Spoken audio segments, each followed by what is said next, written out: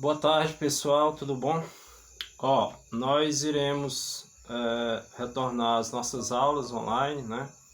Primeiramente, eu queria falar para vocês e dar também os parabéns a vocês pela prova que vocês fizeram, né? Na realidade, vocês fizeram a exposição do material que foi colocado para vocês, né? Para dar aula, e no caso seria o vídeo, né, para fazer a prova, e vocês se saíram muito bem, né? Eu acho que todos vocês estão de parabéns, né? Eu acho que é bem por aí, né, as nossas aulas, essa nova maneira de prova, né, que vocês tiveram, que foi bastante proveitosa no meu ver, né? Teve aluno que se estendeu bastante, né, nos vídeos, mas teve outros que foi um pouco mais reduzido, mas o interessante é que deu para a gente entender realmente a explicação de vocês, né? Como eu coloquei lá, a gente poderia fazer, explicar a prova de uma maneira breve, mas bastante proveitosa, né? E eu acredito que foi muito proveitosa porque vocês tiveram que pesquisar, né? Tiveram que estudar, tiveram que rever os vídeos, né? Tiveram que rever as aulas para poder ter desenvolvido o vídeo que vocês fizeram, né? Eu gostei muito, né? Participação Foi muito boa a participação de vocês, né? E como na escola, né? Quando a gente passa o trabalho. Esses tipos de trabalhos são importantes porque na universidade a gente trabalha assim, né? Através de vídeos, através de explicações, né? Tem um tema a ser abordado, dentro daquele tema cada pessoa dá seu ponto de vista, né? Ou através de trabalhos, né? Escrito, certo? Então tudo isso é importante para que quando vocês chegarem lá na frente, na universidade, não estranhar, né? Não estranhar e ter discernimento para pegar um tema desse, estudar e explanar, né? Não só para o professor de vocês, mas para todos que estão ali participando, né? Daquele momento da aula, né? Então, eu gostei muito, foi muito positivo, certo? Mas nós temos que dar continuidade ao assunto, né? Nós temos aí o capítulo 3, né, do módulo 1 também, para a gente poder concluir logo esse módulo 1. A gente vai apresentar para vocês, aqui no nono ano, a Europa, crises e desafios, né? Então, dentro desse contexto, a gente vai ver os principais conflitos políticos na Europa na atualidade, né? Então, a gente pensar na divisão da Europa Leste, né, Europa Oeste, dentro dessa divisão ocorreu vários conflitos até o período atual, como ainda hoje ocorre, né? Muitos países ainda buscam sua independência, né? Muitos países que estão dentro, culturalmente, dentro de uma outra nação, essa nação tende a querer se tornar independente daquela nação, né? Que dominou todo o território, né? Então, nesse contexto, nessa aula, a gente vai ver exatamente isso, né? Tanto para a Europa Ocidental como para a Europa Oriental, muitos países tendem a se tornar independentes, porque tem sua língua própria, né? Já querem adotar sua forma política, né? De ser, sua cultura, sua língua. Tudo isso faz com que essas nações tendem a querer se tornar país independente, né? E não mais dependente daquela nação que há o domínio de todo aquele território, certo? Então isso surgiu depois da divisão, depois, né, do final da Guerra Fria, que a gente vê essa divisão, né, na Alemanha, especialmente na Europa, da Europa Ocidental capitalista, da Europa Oriental socialista. Ocorreu reivindicações, movimentos de grupos, né, culturais e políticos, querendo sua independência, né, lutando por sua independência. Por isso que às vezes a gente assiste o jornal, a gente vê aqueles conflitos ocorrendo no mundo, né? Então, muitos daqueles conflitos, eles buscam sua independência, porque para eles não são ainda independentes, né? Como o Brasil de Portugal. O Brasil conseguiu sua independência. Então, muitos daqueles povos na Europa não são independentes ainda, né? Então, existe ali um grupo de pessoas que lutam pela sua independência e para aquele país tenha um nome e que possa também ser reconhecido mundialmente, né? Então, por isso que é tema da nossa próxima prova a questão dos conflitos políticos na Europa, né, de antigamente até a atualidade. Então, a gente já vai fazendo uma lida logo aqui para vocês entenderem já o assunto, né? Nós iremos trabalhar o capítulo 3 da página 498, né?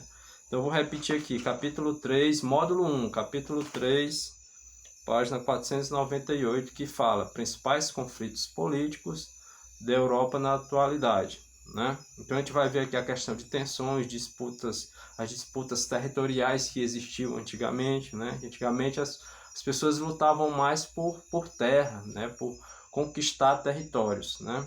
Então a gente vai fazer uma lida aqui para vocês poderem entender mais, né?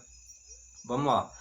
Tem assim, o território europeu passou por diversos períodos de tensões e disputas territoriais, caracterizando-se por ser um espaço de grande turbulência em suas fronteiras, né?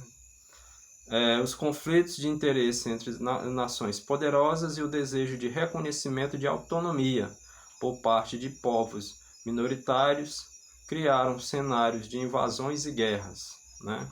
Então isso já antigamente, mas que ainda hoje existem esses conflitos por conta, né, que eu acabei de falar, por conta da questão da independência desses países, né?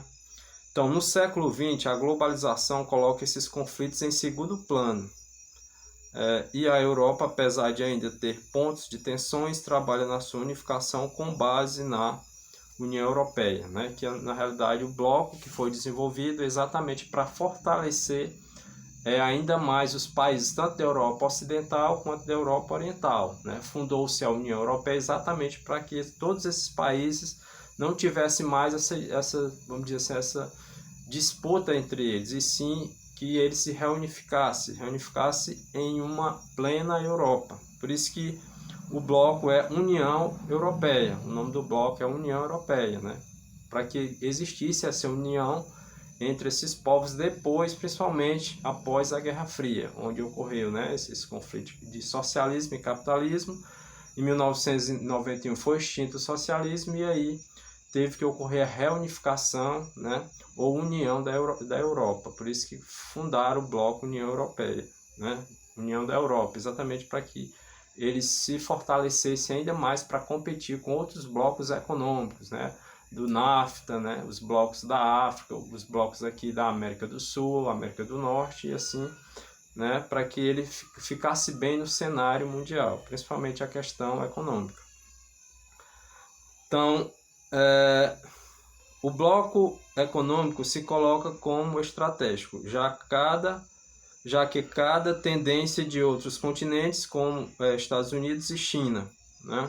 Então fala na questão da influência do capitalismo dos Estados Unidos e também da China, né, que é um dos países que economicamente mais cresce, né, e que é mais visado pelas grandes empresas, né, de mercado, é o continente chinês.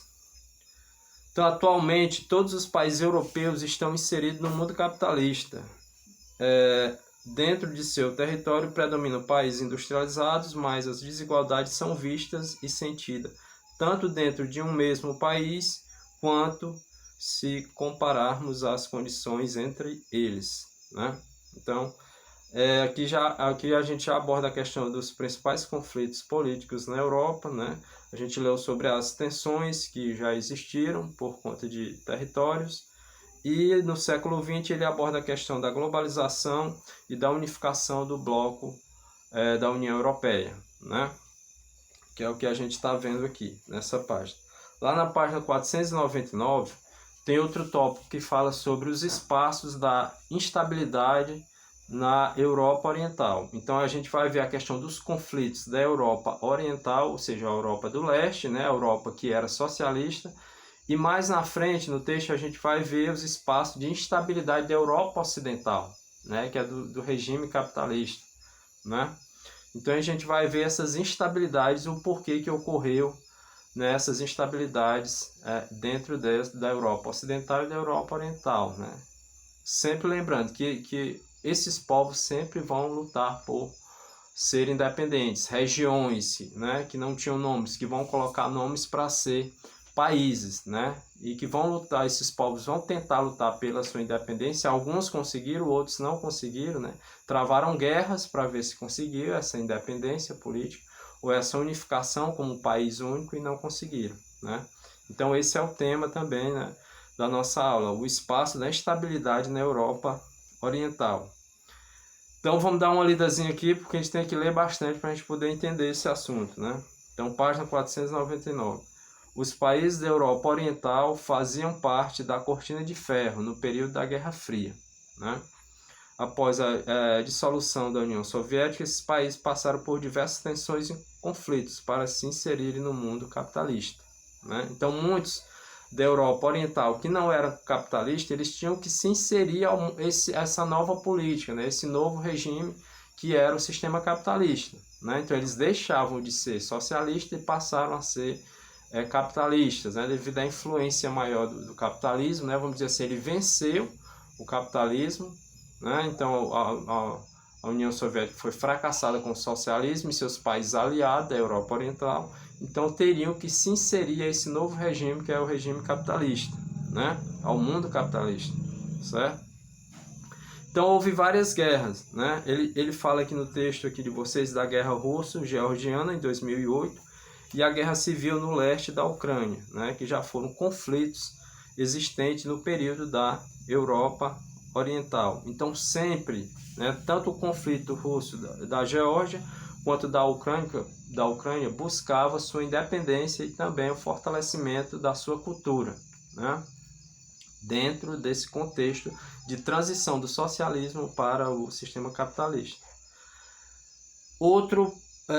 Dois países também que conviveram com a questão da influência Rússia, né? Porque a Rússia foi o país mais forte assim dentro do sistema socialista, né? E que houve reviravoltas nessa questão de transição da Rússia para o sistema capitalista, e também da influência de alguns países que eram socialistas passaram a ser capitalistas, mas também lutaram por sua independência, né? Ou seja, eram territórios dentro da Rússia, né? Que a Rússia é imensa, e que esses países lutavam por sua independência. Então vamos ver se eles conseguiram a independência ou não, né? O que a gente vai ver aqui, nós temos a Crimeia e o Kosovo, né? Na página 499 tem assim, Crimeia e o Kosovo, dois lados da mesma moeda. Então a gente vai ler para entender nesses tópicos.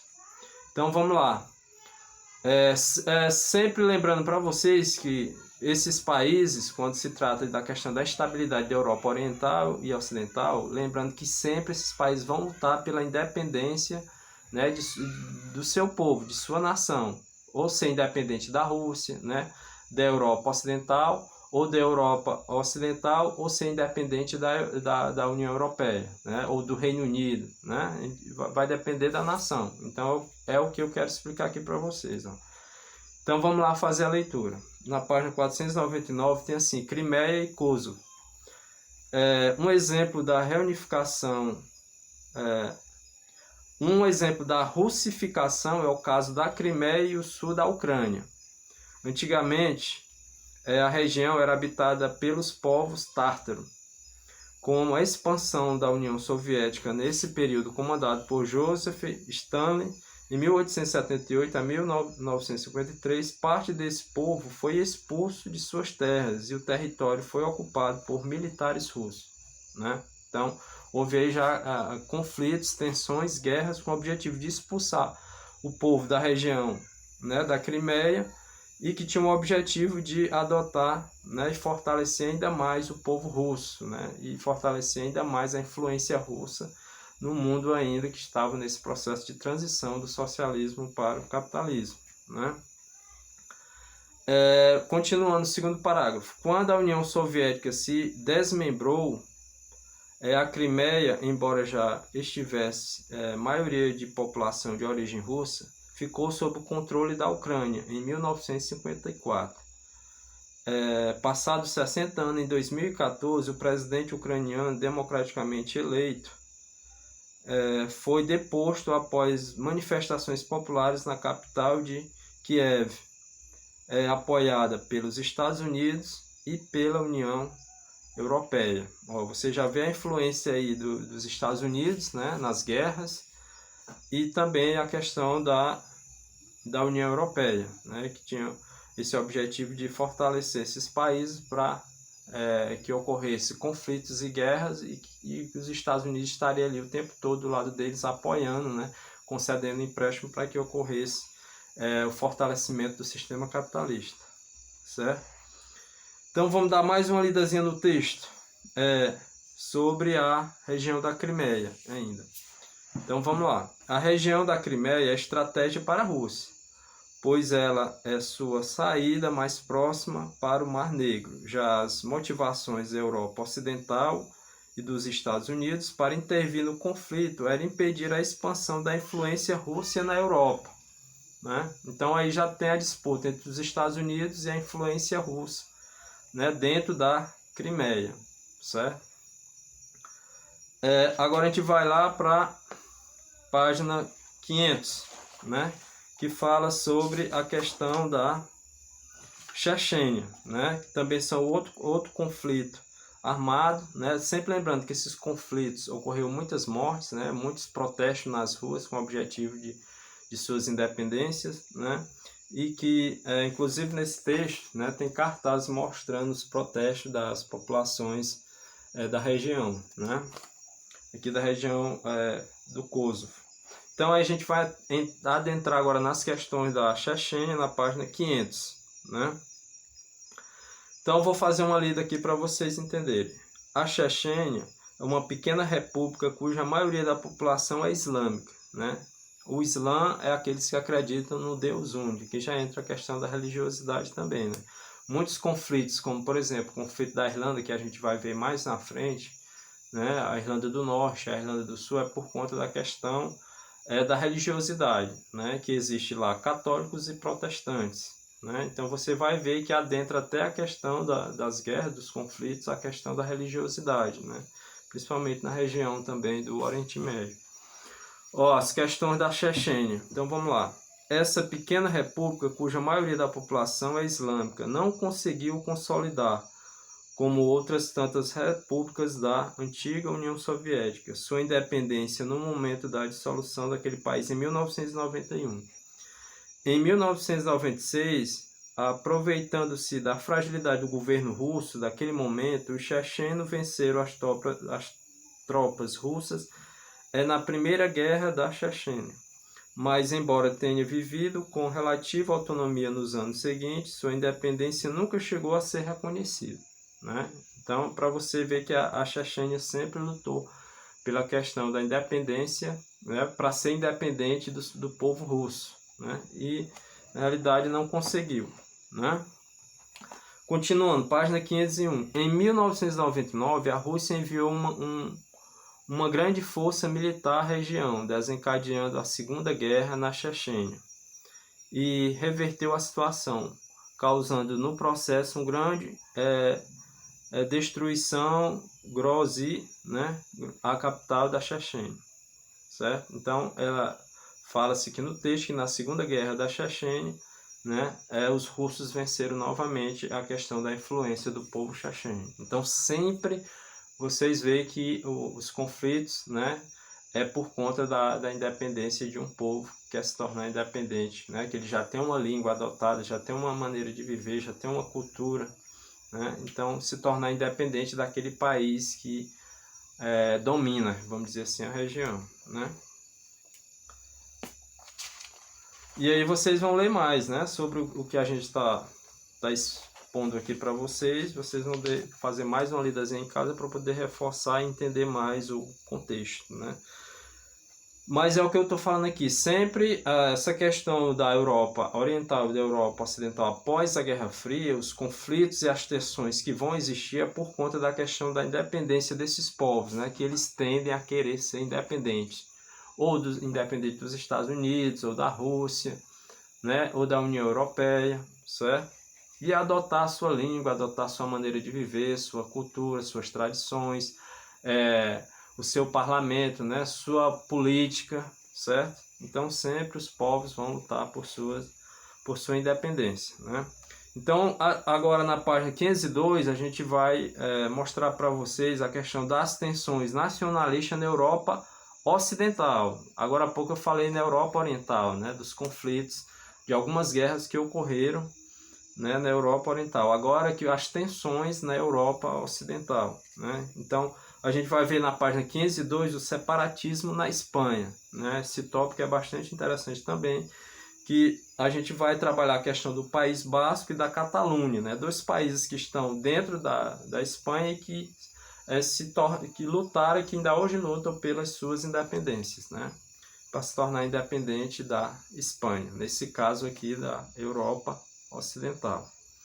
Então, eu vou fazer uma lida a partir do segundo parágrafo, para vocês entenderem mais. Porque o interessante aqui é a gente focar naquilo que é mais interessante para vocês entenderem o assunto, para não ter um texto imenso para ler. Né? Então, eu fiz o quê? Eu fiz o resumo do texto aqui para vocês e coloquei só o que é mais interessante de vocês saberem. Porque quando cair lá na questão, né, da prova ou lá do vestibular futuramente, que vocês vão fazer, vocês já vão lembrar daquele contexto, né? Que não vai você precisar você se expandir muito, e eu vou explicar só o foco da questão, né, para que vocês possam relembrar da questão e responder a questão sem erro, né? A gente espera. Então vamos lá. Segundo parágrafo, página 502, diz assim: o País Basco tem origem enigmática. Estudiosos apontam que sua origem ocorreu ainda na Idade da Pedra. Análises mais recentes encontraram em fazendeiros e caçadores que viviam no sudoeste da Europa, entre 3.500 a 5.500 anos atrás, os antepassados mais antigos desses povos.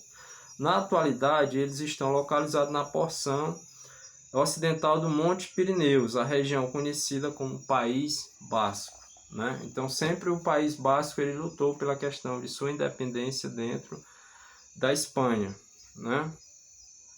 Então, só mostrando aqui, ó, tem manifestação de estudantes contra a decisão do governo espanhol de proibir o referendo pela autodeterminação da Catalunha, né?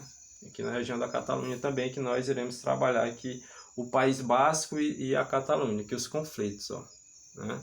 Que sempre existiram e sempre vão existir, porque sempre os povos também vão buscar independência dentro de um país, né? Porque ali já tem uma língua, já tem uma cultura, e as pessoas tendem a querer que aquele país, que aquela região se torne independente daquele outro país, né? Ou por pressão política, por conflitos mesmo, né? De terra, ou até mesmo por terra, por território, né? Então, vamos para a página 503, diz assim, ó: no século XX, no contexto da Guerra Civil Espanhola, e do regime fascista que se prolongou na Espanha em 1975, a região basca se tornou o principal foco de resistência, né? O País Basco sempre foi resistente com o objetivo de adotar sua independência e ser um país livre da Espanha. As respostas aos ataques da ditadura surgiram em 1959, foi o ETA. O ETA foi um exército criado, né? O ETA, que é uma sigla, significa Pátria Basca Liberdade. Pátria Basca Liberdade, né? Uma organização que lutou pelo separatismo e a independência do País Basco. Ó, a gente falou sobre separatismo, separar da Espanha e se tornar independente como o nome de País Basco, né? O ETA declarou seu fim em 2008, mas sua trajetória deixou 853 mortos, 79 sequestrados e 6.389 feridos, né? O país é reconhecido desde a redemocratização espanhola como uma região autônoma da Espanha, tendo o próprio parlamento e sendo responsável pela própria organização policial, né? Então, ele já se tornou autônomo, né, independente do povo da Espanha. Agora a gente vai ver a região da Catalunha, também, que foi outro tipo de povo que lutou pela questão de sua independência, né? Também tem identidade cultural e língua diferentes do restante da Espanha. Acumula divergência histórica contra o domínio imposto pela Espanha. A Catalunha está localizada no nordeste da Espanha. A principal cidade da região é Barcelona, né, na Espanha, que é um importante polo econômico turístico do país. Diferentemente do País Basco, os catalães têm, na atualidade, novas iniciativas que buscam o separatismo, né? Em 2007, as desavenças com o governo espanhol se intensificaram, alimentadas pelos efeitos de uma severa crise econômica. Foi então realizado um plebiscito, né, uma votação na Catalunha, no qual o separatismo saiu vitorioso com mais de 90% dos votos. A independência catalã chegou a ser declarada, mas o governo espanhol não aceitou o resultado, impondo uma intervenção na região e levando alguns líderes do movimento separatista a julgamento, né? Então, para você ver a tensão que é quando uma região tende a se separar daquele país e se tornar país independente, país único, né? Como os catalães. O povo catalão, né? Ele quer se tornar independente da Espanha, certo? Então a Espanha não quer por quê? Porque geralmente ele tem algum recurso a ser explorado, né? Uma região rica de petróleo, da mineração, ou seja lá do que for, né? Eles vão lutar e reivindicar para que aquele país não se separe daquela nação, né? Mas aí o povo catalão sempre lutou, né? Sempre luta pela sua independência. Outra parte também da Europa Ocidental, ele fala do Reino Unido, né? O nacionalismo do Reino Unido na página 503, né? O tópico é o nacionalismo no Reino Unido. Então vamos lá fazer uma lida. Novamente aqui nós vamos abordar a questão da Irlanda e na Escócia, né? Da Irlanda, do separatismo, Irlanda do Norte e Irlanda do Sul. Vamos lá primeiro com a Escócia. A Escócia chegou a ter momentos de independência até que foi integrada ao Reino Unido no século XVIII. Nos anos de 2000, mesmo contando com um parlamento próprio e certa autonomia política, os escoceses voltaram à pauta da separação do Reino Unido, né? Em 2014 houve organização do plebiscito, né? A votação, em que 55% dos votantes preferiram